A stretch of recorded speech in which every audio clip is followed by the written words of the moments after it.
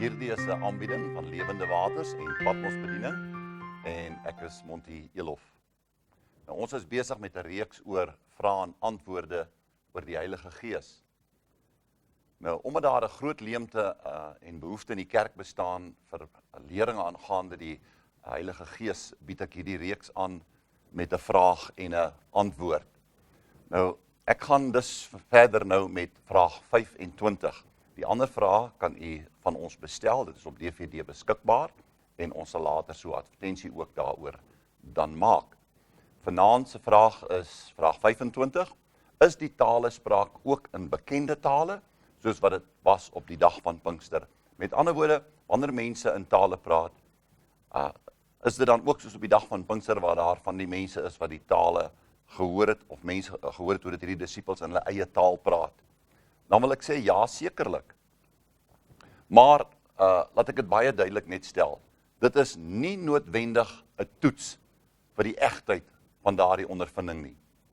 Dis waar, op die dag van Pinkster, die tale wat hulle gehoor het, dat dit was verstaanbaar.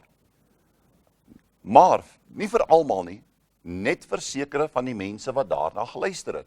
In Handelinge 2 vers 6 tot 8 lees ons, hy sê, en toe hierdie geluid kom, het die menigte saamgestroom en was in die war, want elkeen het gehoor hoe hulle in sy eie taal spreek. En hulle was almal verbaas en verwonderd en sê vir mekaar, is almal wat daar spreek dan nie Galileërs nie? En hoe hoor ons hulle elkeen in ons eie taal waarin ons gebore is? Met ander woorde, van hierdie mense wat daar toe die Heilige Gees uitgestort is, het hierdie mense gehoor in hulle eie tale, hoe dat die disippels God se naam groot maak en verheerlik. Toe die Heilige Gees op die huisgesin van Kornelius geval het in Handelinge die 10de hoofstuk, is daar geen aanduiding dat hulle in verstaanbare tale gepraat het nie. Vers 46 van die 10de hoofstuk sê vir ons, hulle het gehoor hoe hulle in tale spreek en God groot maak. Nou, dit kan wees dat hulle in tale gespreek het en ook moontlik in hulle eie taal, maar onthou, hulle was Romeine en hulle het in die Romeinse taal gespreek en die disippels het hulle gehoor, het was waarskynlik Italiaans of Grieks gewees wat hulle gepraat het. En hulle het gehoor hoe dat hulle God groot maak in 'n ander taal, wat hulle waarskynlik nie verstaan het nie. Later het Petrus 'n verslag gaan lewer aan die kerkleiers in Jerusalem. En hy het die volgende te sê gehad terwyl hy met hulle daar gepraat het. In Handelinge 11 vers 15 tot 17 lees ons dan, hy sê, en toe ek begin spreek, het die Heilige Gees op hulle geval, soos ook op ons in die begin. Hy sê, en ek het die woord van die Here onthou wat hy gesê het. Ander woorde wat Jesus vir hulle gesê het. Johannes het met water gedoop, maar julle sal met die Heilige Gees gedoop word. Nou as God dieselfde gawe gegee het soos aan ons, wat in die Here Jesus Christus glo het, wie was ek dan, dat ek God kon verhinder? Hy sê met ander woorde, hierdie mense, hierdie heidene, vir wie hy gaan preek het die Heilige Gees ontvang, net soos hulle op die dag van Pinkster. Hy sê nou wie is ek, om hulle te verhinder, om in tale te praat, en ook om hulle te gedoop het, want ons lees daar in die 44ste versie, dat hy hulle geneem het en hulle gedoop het. Nou, hoewel ons nie weet of die tale wat tydens hierdie geleentheid gepraat is, verstaanbaar was, soos op die dag van Pinkster nie, is dit tog baie duidelik, dat Petrus hulle nie geoordeel het, volgens hierdie ondervinding nie, maar net deur die tale wat gespreek is.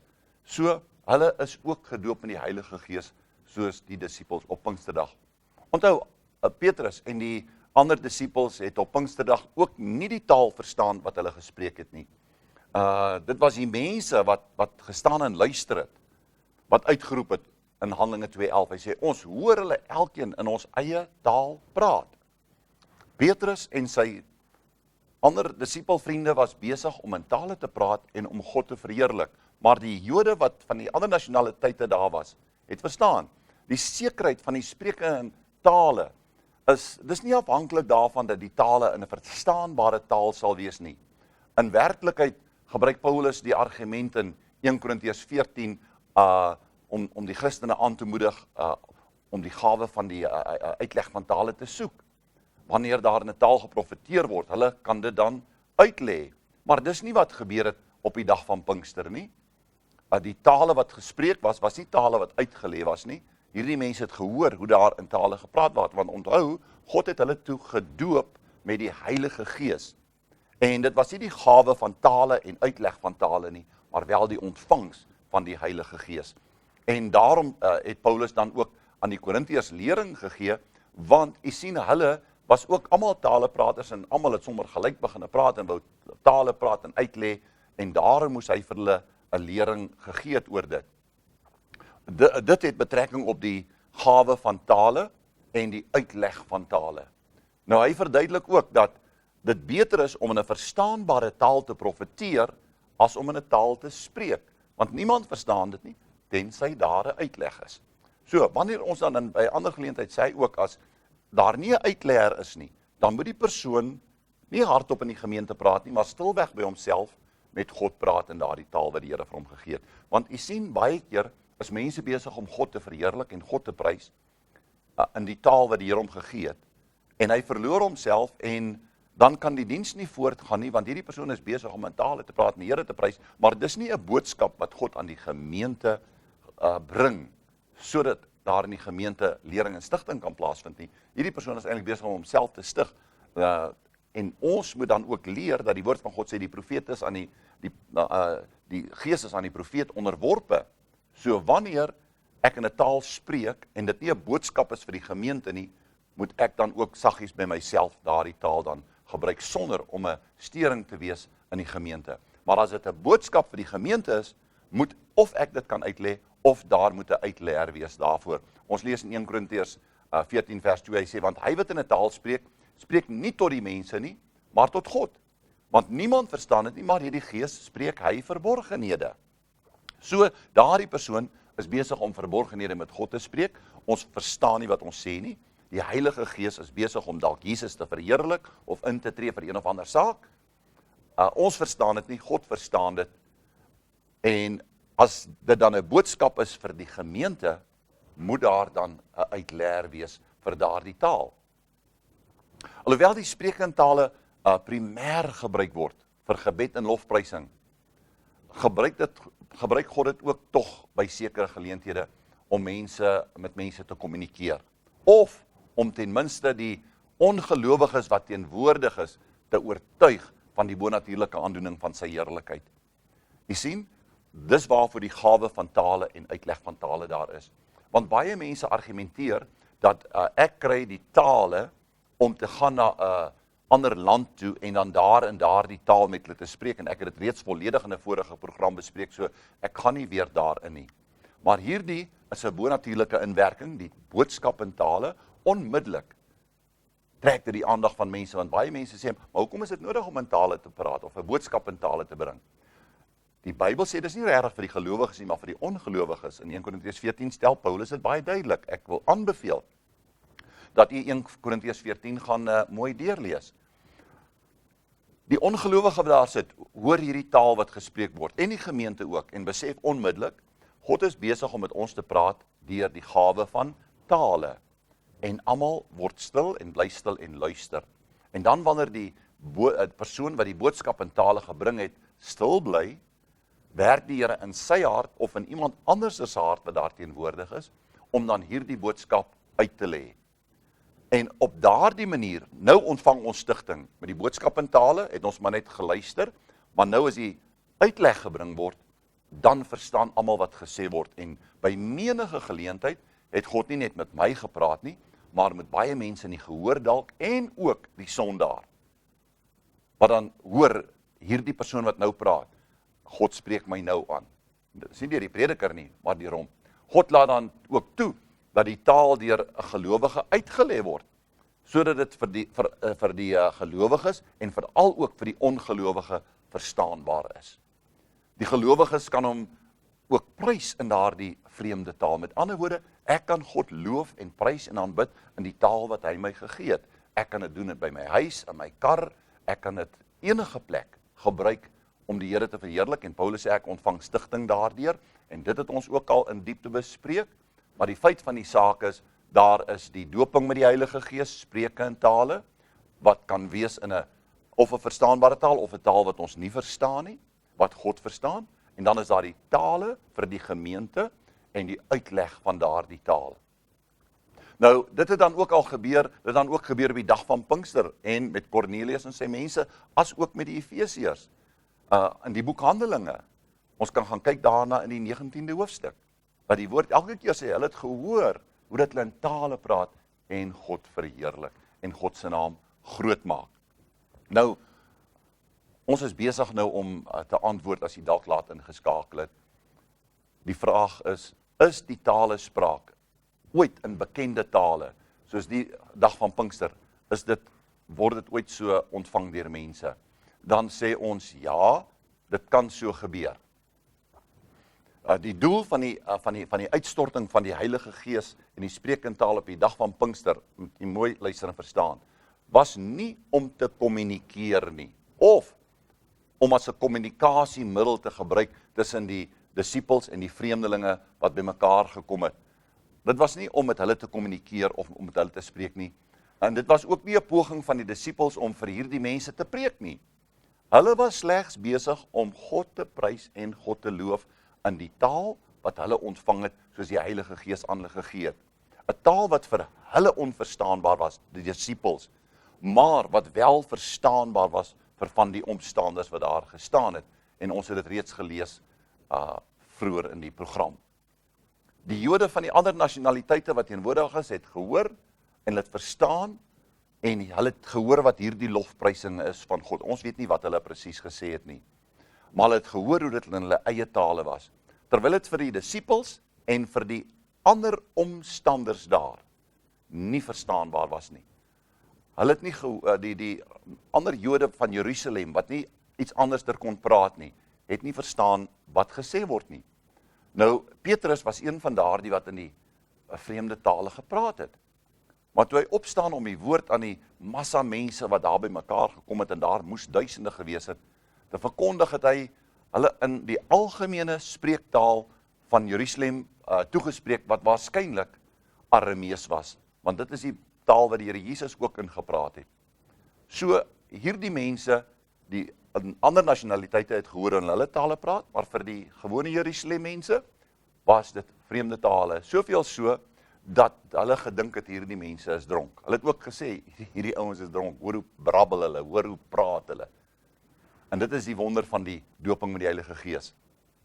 Nou, dit gebeur van tyd tot tyd, dat 'n gelowige in tale mag praat gedurende 'n diens, of tydens een of ander byeenkoms. Die taal is onbekend vir hom, maar soms gebeur dit wel, dat daar iemand in die gehoor is, wat dit verstaan, en wat dan daarop reageer. Nou, dit is ook dikwels 'n bewys vir daardie vreemde persoon wat die diens bywoon, dat dit God is wat op 'n bonatuurlike wyse besig is om met hom te praat. So getuienis het hom afgespeel eenmaal tydens 'n kampkonferensie wat ons gehad het. 'n Persoon het opgestaan en 'n boodskap in tale gebring, en dit was 'n onverstaanbare taal vir hulle wat daar was. En net toe die persoon klaar gepraat het, toe spring daar iemand in die gehoor op, en hy roep hardop uit, en hy sê, God het met my gepraat, God het met my gepraat. Hy het in Engels gepraat, en hy sê, God has spoken to me, God has spoken to me. En van die broeders voor op die preekstoel het hom nader geroep, en met hom begin praat, en hy het vir hulle gesê, hy sê, ek is 'n Griek, en daardie persoon het nou in Grieks met my, in Grieks gepraat, en die Here het vir my gesê, dat ek my moet bekeer tot hom. En daar kon hulle hom na die Here toe lei. Nou, baie jare gelede, terwyl pastoor Paulo besig was om vir swartes in een van die buurlande hier om ons in Afrika te bedien, het een van die jong swartmans wat daar in sy diens was, in 'n baie duidelike, suiwer Afrikaans begin om die Here te prys. En op navraag by die pastoor van die plaaslike gemeente het dit gebleik dat dit een van die plaaslike seuns is van daardie gemeente. En pastoor Lou het aan hom gevra, wanneer was die jongman in Suid-Afrika, of het hy groot geword in Suid-Afrika, waarop die swart pastoor in verbasing gesê het, nee, hy's maar een van ons hierso. Hy was nog nooit uit hierdie hy stad nie, hy was ook nog nooit buite die grense van hierdie dorpie nie. En dit was 'n baie groot seën vir pastoor Lou. Want u sien, hier is 'n man wat nog nooit in Suid-Afrika was nie, wat nog nooit die Afrikaanse taal gehoor het nie, en hier praat hy duidelik Afrikaans, en hy prys en hy loof God. En dit was vir pastoor Lou baie duidelik, dat dit die werk van die Heilige Gees is. En so het ons talle getuienis. Ek dink byvoorbeeld aan myself, baie jare gelede, het ek in Mooinooi hier naby Pretoria, het ek die aanddienste gehou. En so 9-10-jarige dogtertjie is gedoop met die Heilige Gees. Ek het afgeklim van die preekstoel af, mense begin bid, en toe ek by haar kom, toe staan sy in Engels en dan bid, die pragtigste, suiwerste Engels staan sy, en prys die Here, I bless you Lord, I praise your name, I magnify your name, you're so wonderful to me, O Lord, I bless you, you are so great Lord, en sy bid in Engels. En nou bly ek vir haar sê, please stop your English and start praying in tongues, maar sy stuur haar nie aan my nie, sy prys die Here net in Engels. Later sien ek, dit help nie om met haar te doen, sy gee geen ag op my nie, ek gaan na die volgende toe en ek bid vir hulle. Toe ek so rukkie later terugkom, toe kom ek by haar, toe staan sy in tale en praat. Na die diens nou klaar is, toe vra ek vir haar, sy staan toe nou hier voor, en daar staan 'n vrou agter haar, en ek sê vir haar, little girl, what is your name? Sy gee my haar naam, en ek sê, what happened to you now? En jy weet soos die ou dogtertjies nou maar is, vrommel sy haar rokkie, en kyk my so skaams van onderaf op, maar sy sê niks nie. Ek vra weer vir haar, ek sê, tell me, what has happened to you? Maar sy antwoord my nie. En die vrou wat agter haar staan, ek het later uitgevind as haar ma, sy sê vir my, pastoor, maar die kind kan nie Engels verstaan nie, sy kan nie Engels praat nie. En dit was vir my so wonderlik, dat hierdie kind wat nie Engels praat of Engels verstaan nie, in pragtige Engels God gestaan en loof en prys het. En dit was vir my 'n duidelike bewys, dat dit bonatuurlik was, dit was van God. So, dat mense soms in 'n taal kan praat wat verstaan word deur iemand in die gehoor, ek kan dit nie ontken nie, dit is so. Maar ek wil dit egter baie duidelik stel, dat dit nie noodsaaklik is, dat dit een of ander verstaanbare taal moet wees, wat iewers op die aarde gepraat word nie. Paulus stel dit baie duidelik in 1 Korintiërs 14:2, hy sê, wanneer ons in tale praat, praat ons verborgenhede met God. So met ander woorde, ons praat met die Here. En die afgelope naweek waar ek dienste gehou het, is daar weer 60 mense gevul met die Heilige Gees spreek in tale. En 2 van daardie mense het na my toe gekom na afloop van die diens en vir my gesê, dit voel sommer net asof ek gebrabbel het toe ek in hierdie taal gepraat het. Dit was maar net 'n gebrabbel gewees. Nee, hulle het 'n taal gepraat, dit was nie 'n brabbel nie. Want luister wat leer Paulus ons in 1 Korintiërs 14:10. Hy sê daar is wie weet hoeveel soorte tale in die wêreld en geen een daarvan is sonder klanke nie. Met ander woorde, elke taal het 'n klank. God se hemelse tale het ook 'n klank. Dis nie 'n gebrabbel nie, dis jou verstand. Onthou, ons het 'n probleem. Ek sê altyd, ons het 'n probleem met hierdie ou doubting box van ons. Hy verstaan dit nie. Hy's jou vyyandig gesind. Hy staan en toe kyk. Hy's onvrugbaar as jy in tale praat. Vir ons klink dit soms na 'n gebrabbel. Maar vir God is dit 'n hemelse taal. So vra die Here om jou te doop met die Heilige Gees, spreek in daardie wonderlike taal. Kom ons bid saam. Baie dankie, dierbare Vader, dat U nog steeds doop met die Heilige Gees. En of ons nou verstaan of nie verstaan nie, U doen U werk. En so bid ek dan vir elke kyker wat nog nie gevul is met die Heilige Gees spreke in tale, dat U hulle spoedig sal vul en sal aanraak met U heerlikheid en dat hulle ook sal spreek in daardie wonderlike taal wat U vir ons gegee het in Jesus naam. Amen. Nou as jy belangstel, kan jy gerus my boekie bestel, 43 vrae en antwoorde oor die Heilige Gees. Die foonnommer verskyn op die skerm, waarin ek al hierdie vrae wat ons gebruik behandel. En as jy wil kyk na ons dienste op Kruiskyk, dit is as volg: Dinsdae 7 namiddag, Woensdae 4 namiddag, Donderdae 10:30 in die oggend en Vrydag 8:30 in die oggend. Die Here seën.